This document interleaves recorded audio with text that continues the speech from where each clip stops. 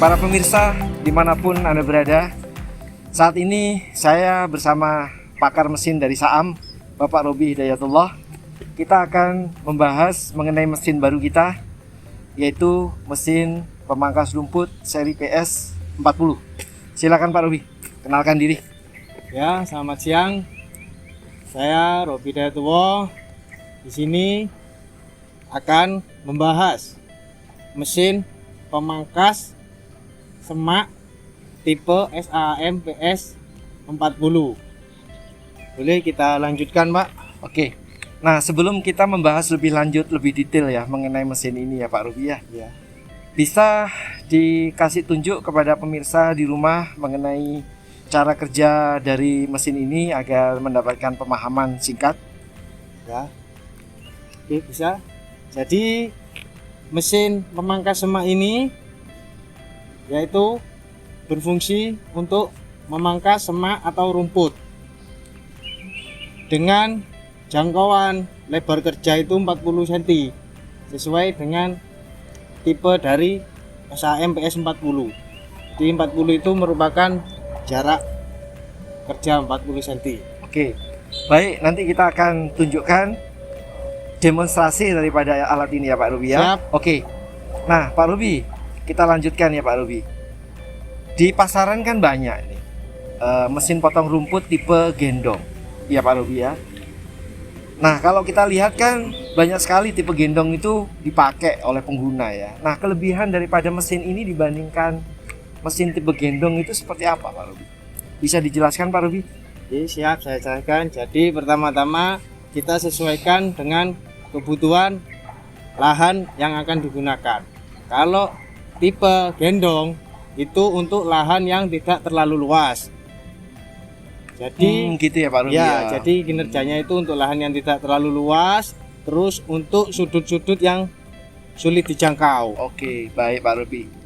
Nah, Pak Robi, kalau begitu mesin ini cocoknya itu atau gini, kira-kira siapa saja Pak Robi di sana itu yang kira-kira bisa memanfaatkan mesin ini Pak Robi?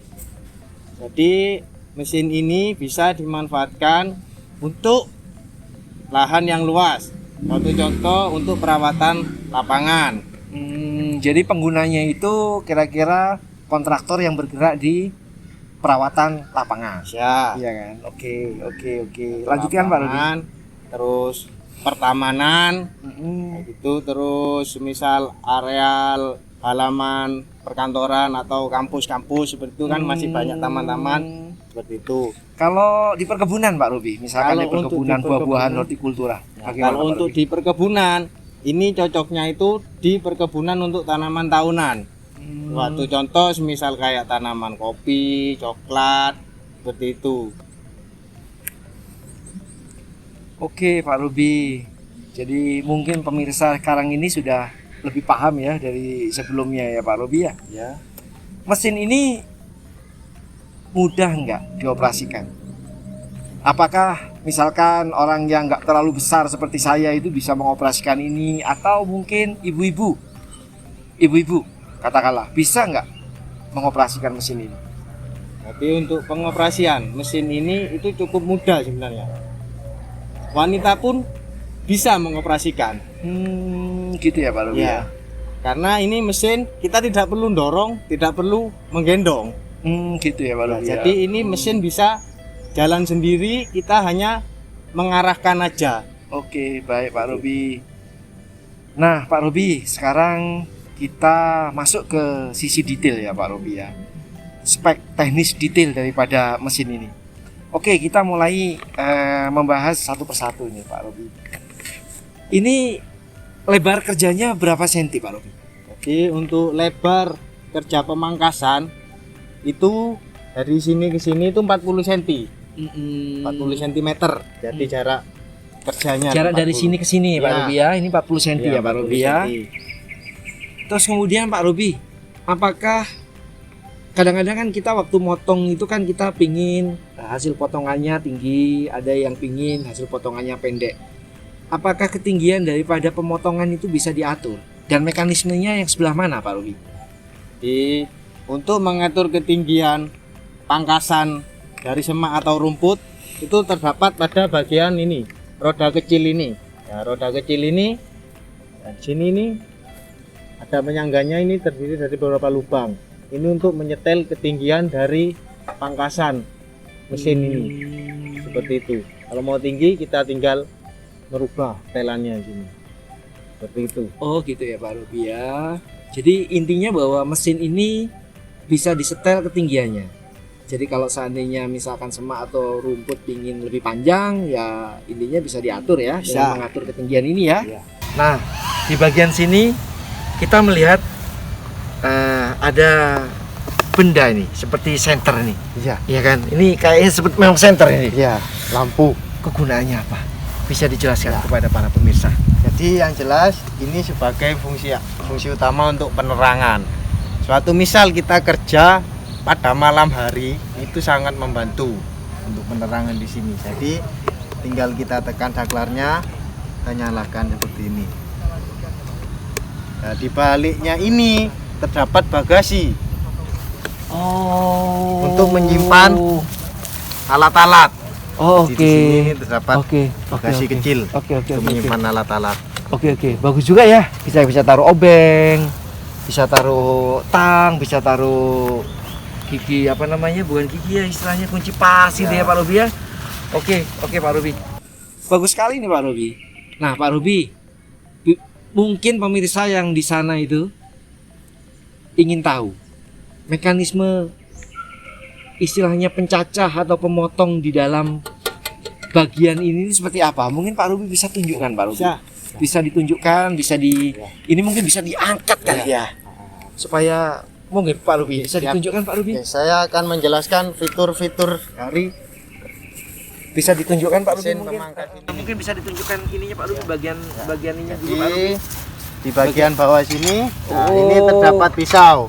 Satu titik ini terdapat 3 buah mata bilah pisaunya ini. Jadi ini yang untuk memotong atau memangkas semak maupun rumput-rumput. Jadi seperti itu. Seperti ini contohnya pisau-pisaunya. Jadi ini nanti mesinnya ini mata pisaunya ini berputar ya Pak Robi ya. Ya. Oke, Putar. dan kemudian memberikan efek pemangkasan ya Pak Robi ya. Oke Gitu. Pak Robi, mungkin cukup ya mengenai bagian itu. Pak Robi, kita bicara soal tenaga penggerak ini Pak Robi ya. Mesin yang dipakai ini mesin apa? Ini mesin ukuran PK berapa?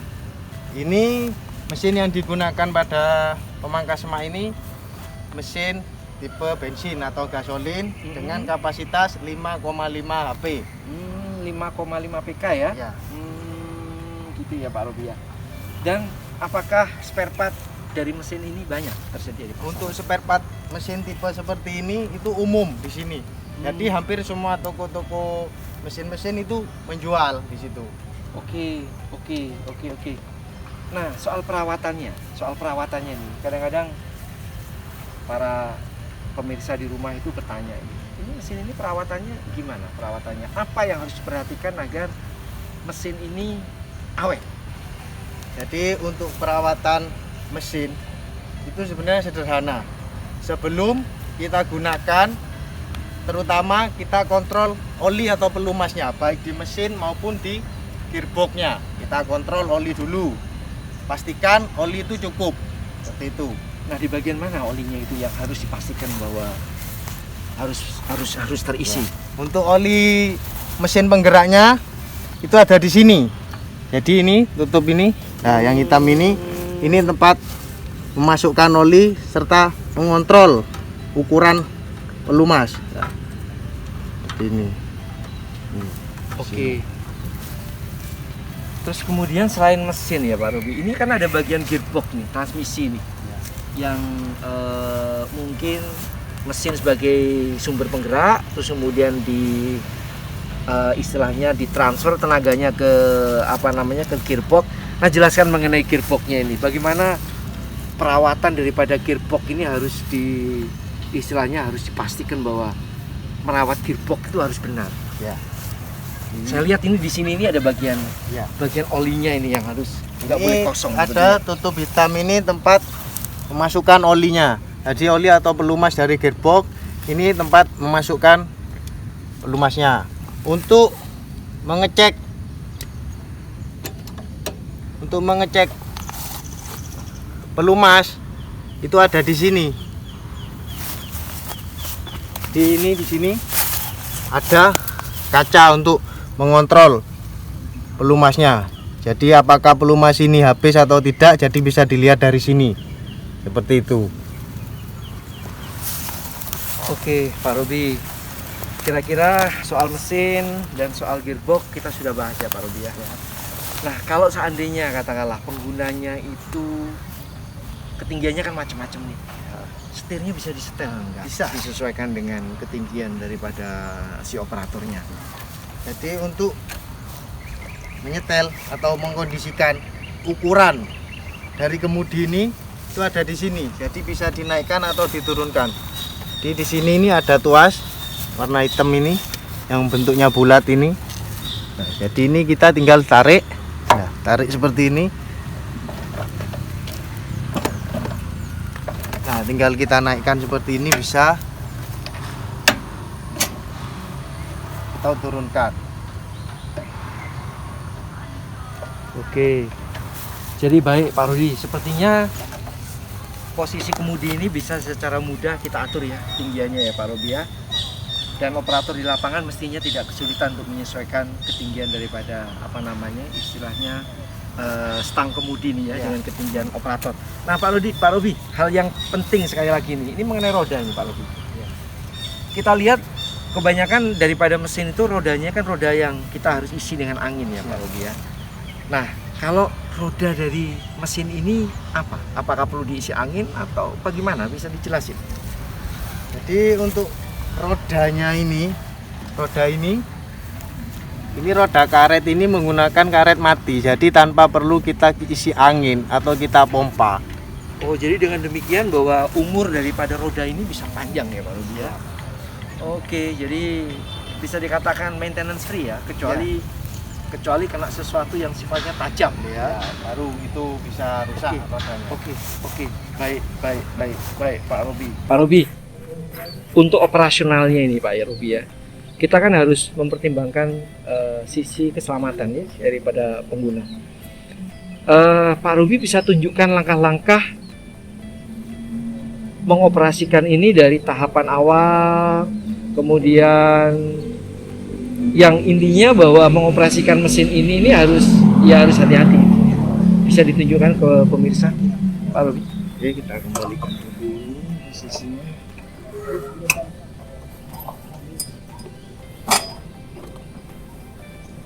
Oke. Jadi untuk awal pengoperasian mesin ini, pertama-tama yang perlu kita perhatikan yaitu kondisi persneling gigi, kondisikan ke posisi netral. Oh, ini speednya ada dua ya Pak Robi ya? Jadi netral, gigi maju 1, gigi maju 2 ya Pak Robi ya? Nah, ini posisikan di 0 atau netral, posisi netral. Oke. Jadi harus dipastikan bahwa posisi gigi ke 0. Posisinya seperti ini ya Pak ya? Seperti ini ada di tengah-tengah. Jadi kalau masuk ya seperti ini posisi gigi 1. Terus yang kedua Pak? Kedua, kita tinggal dorong ke sebelah kiri. Baik Pak Robi. Nah, pastikan di tengah, kondisi netral. Oke, sebelum mesin dihidupkan, posisi tuas persneleng harus pada posisi 0. Ya. Posisi seperti ini ya Pak Robi ya. Oke. Untuk mengetesnya, mengetahui posisi netral, tinggal dorong aja seperti ini. Ini posisi netral. Kalau posisi gigi masuk, ini tidak bisa didorong. Seperti ini.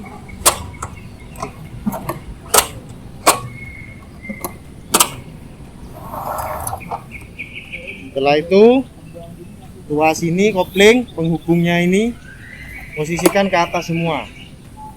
Karena kalau untuk posisi bawah dia ini terhubung. Pastikan posisinya tuas ini ke atas semua. Untuk yang sebelah kiri ini kopling untuk menggerakkan roda. Untuk yang sebelah kanan ini tuas kopling untuk menggerakkan pemangkas pisaunya. Seperti itu. Lalu ini fungsi depan ini sebagai pelindung kaki juga, sebagai pengaman agar tidak terkena pisaunya. Seperti itu. Setelah kondisi semuanya sudah diperiksa, kondisi persneleng di netral, kopling naik semua, baru kita siap dinyalakan. Oke, kita nyalakan, saklar posisi on. Setelah itu pastikan keran bensin terbuka. Keran terbuka seperti ini. Ini cuk, seperti itu. Jangan lupa pelumas selalu dijaga, dicek sebelum pemakaian. Ini untuk pengukur ukuran pelumas dari gearbox. Ini Tipe pelumasnya apa Pak Ruby? ini pakai pelumas SAE 90. SAE 90. Jadi khusus transmisi ya Pak? Ya, Pak Ruby ya. Oli transmisi. Nah, kalau oli untuk mesin Pak Ruby? Kalau untuk oli mesin, ini tipe bensin kita pakai SAE 40. Oke. Kemudian ada pertanyaan dari pemirsa waktu Ya. itu. Bensinnya perlu bensin campur atau bensin murni? Oh, ini tipenya mesinnya 4 tak. Jadi tanpa bensin campur, cukup bensin, cukup oli mesin aja. Baik, baik. Jadi mesinnya ini mesin murni ya? Ya, Mesin apa? bensin Bensin murni murni. ya? Bensin murni ya. Oke, murni. tanpa dicampur ya? Ya. Tanpa dicampur. Setelah kondisi semua dicek, baru kita bisa nyalakan. Cuk. Lalu kita taruh.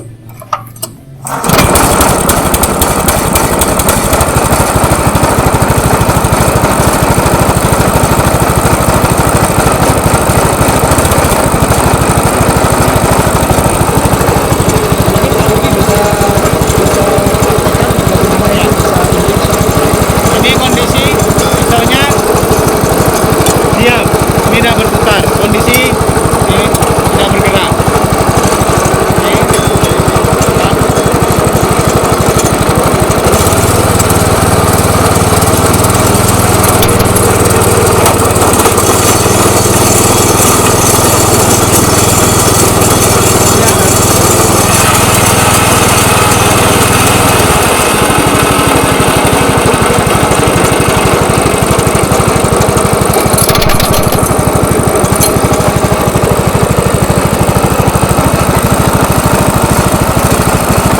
Mungkin pemirsa belum tahu ini kan ada dua kecepatan. Oke. Jadi, bisa dipraktekkan kecepatan yang pertama seperti apa, terus kemudian kecepatan yang kedua seperti apa.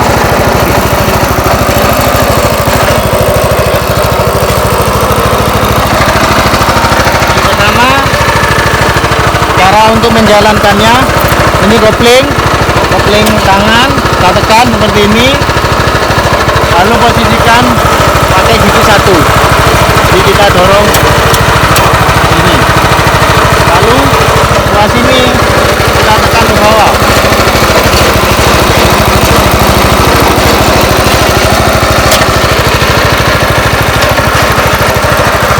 Ini kecepatan pakai gigi 1. Ini tanpa memotong berfungsi ya Pak? Belum difungsikan. Untuk memfungsikan ini, memotongnya buat yang sebelah kanan kita potong pelan.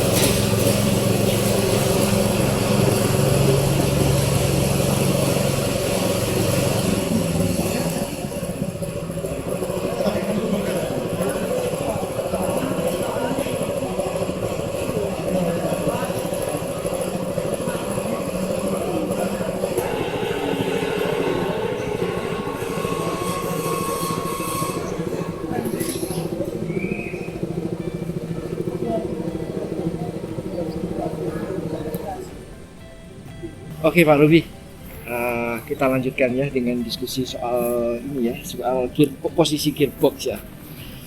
Mengenai ground clearance Pak Ruby. Ground clearance ini kan istilahnya penting ya pada saat seberapa kita ingin tahu seberapa jauh istilahnya tanah itu dengan bagian yang terendah dari mesin ini. Ini berapa senti ground clearance? Jadi jarak paling rendah ini gearbox ini sampai permukaan tanah itu 3 cm. Nah, kalau seandainya misalkan ada objek lebih tinggi dari 3 cm yang harus dilakukan oleh pengguna apa Pak Ruby? Jadi seperti ini. Kalau semisal mesin ini nyangkut, entah itu ada gundukan atau batu, menyangkut di bagian belakang, kita tinggal angkat aja bagian belakang, kita dorong dikit ke depan. Jadi seperti ini. Sampai halangannya terhindar ya Pak Ruby Ya, ya? kalau semisal bagian depan yang nyangkut, tinggal gini aja dulu. Jadi diangkat gini sama jalan. Oke Pak Ruby, saya pikir pemirsa juga sudah paham mengenai hal ini Pak Ruby ya. Oke Pak Ruby, terima kasih ya. Seperti kita ketahui Pak Ruby, para pemirsa di luar sana kan perlu ya, katakanlah mengetahui apakah mesin ini mudah untuk dibawa ya dari lokasi penyimpanan ke tempat pelaksanaan pembabatan semak, misalkan di kebun sawit. Apakah mudah alat ini dibawa dengan menggunakan minibus atau sejenisnya Pak Ruby? Bisa diceritakan bagaimana kita bisa membuat alat ini layak untuk dimiliki oleh para pemirsa? Jadi terlebih dahulu saya menjelaskan dimensi ukuran dari alat ini. Jadi dimensi mesin PS40 ini pembabat semak, yaitu panjangnya sekitaran 1,30 meter untuk panjangnya. Jadi dari ujung sini sampai setir sini, Sampai sini ya Pak Ruby ya? Oke. itu 1,30 meter. Sebelum dilipat ya Pak Ruby ya? Oke. Kondisi standar pemakaian. Untuk lebarnya, lebar ini dari luar roda sampai luar roda sini itu 55 cm. Oke, 55 cm. Terus untuk tinggi kondisi normal ini dari atas kemudi sampai ke tanah ini itu 97 cm tingginya. Ini masih bisa diperkecil lagi ukurannya untuk dibawa agar lebih mudah. Jadi pertama-tama kita ini kemudi bisa ditekuk. Jadi seperti ini. Ini ada tuas ini bulat untuk memperkecil dimensinya. Jadi ini tarik seperti ini. Lalu setirnya kita putar seperti ini. Nah, dengan kondisi seperti ini berapa panjangnya Pak Ruby jadinya? Untuk kondisi seperti ini panjang dari ujung sampai ke ujung gearbox ini 90 cm. Oke. Jadi kurang lebih sekitar hampir 40 cm-an. Nah, dengan tuas ini Pak Ruby, ini tuasnya ini kalau seandainya diperlukan tempat yang lebih kecil, apakah bisa dilepas? Bisa, ini nanti mudah untuk melepas atau memasangnya. Ini kita tinggal copot pennya aja seperti ini. Pennya ada 2. Ya, tinggal nyopot seperti ini aja. Masangnya pun juga mudah. Tinggal pasang lagi pennya. Seperti ini. Jadi panjang 90 cm ini dengan pertimbangan bahwa tuas ini dilepas ya Pak Ruby? Ya, seperti itu.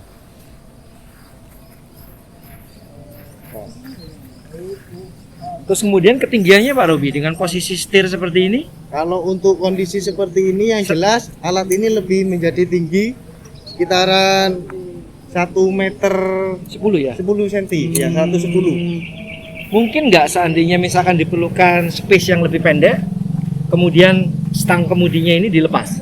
Oh, bisa untuk diperpendek lagi, bisa menjadi 60 cm. Mungkin bisa ke sini? Bisa tunjukkan ke sini? Jadi kita tinggal ini melepas baut ini, klemnya kemudi ini, yang 4 ini dicopot. Nanti jadinya tingginya seukuran tangki bahan bakar dari mesin itu menjadi 60 cm tingginya. Baik Pak Robi. Nah, kalau untuk mengangkat mesin ini dari tanah menuju ke istilahnya bagasi mobil ya, ini kan cukup, saya nggak tahu ini mungkin bisa dibilang ringan, bisa dibilang lumayan berat juga. Oke, kira-kira beratnya berapa ya? Untuk berat mesin ini sendiri bobotnya 65 kilo, jadi tidak terlalu berat. Orang dua pun masih bisa kita untuk memindahkannya gitu. Itu kira-kira bisa dipraktekkan mungkin di belakang sana, Bapak pegang bagian situ. Saya Jadi seperti ini. oke. Oh, oke. Oke, jadi orang dua bisa ya Pak Robi ya. Orang dua dewasa cukup mudah ya mengangkat ini ya. Oke Pak Robi. Jadi ini sepertinya kita sudah memasuki fase akhir daripada diskusi kita. Baik Pak Robi, sepertinya para pemirsa di rumah ya sudah sedikit banyak mengetahui dari mesin pembabat semak ya yang Saam introdusir atau Saam miliki. Ya mestinya dari kegunaan, siapa yang bisa memanfaatkan mesin sejenis ini, kemudian technical spesifikasinya, terus fitur-fitur yang mungkin perlu diperjelas sudah kita bahas semuanya. Jadi bagi pemirsa yang di sana yang ingin memiliki mesin pembabat semak sebagai pengganti atau sebagai komplement dari mesin potong rumput gendong, bisa menghubungi Saam ya pada nomor di bawah ini. Oke, kalau begitu salam pertanian, salam semuanya, sehat semuanya.